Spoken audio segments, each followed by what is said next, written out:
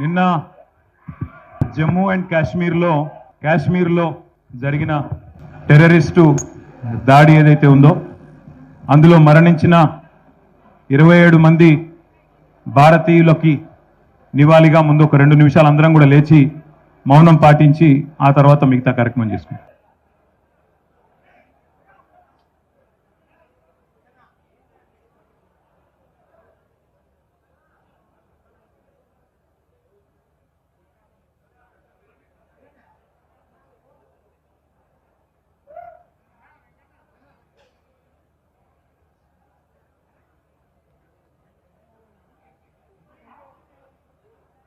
నిన్న జమ్మూ అండ్ కాశ్మీర్లో జరిగిన టెర్రరిస్టు దాడి ఏదైతే ఉందో అందులో మరణించిన 27 మంది భారతీయులకి నివాళిగా ముందు ఒక 2 నిమిషాలు అందరం కూడా లేచి మౌనం పాటించి ఆ తర్వాత మిగతా కార్యక్రమం చేసుకుంటాం.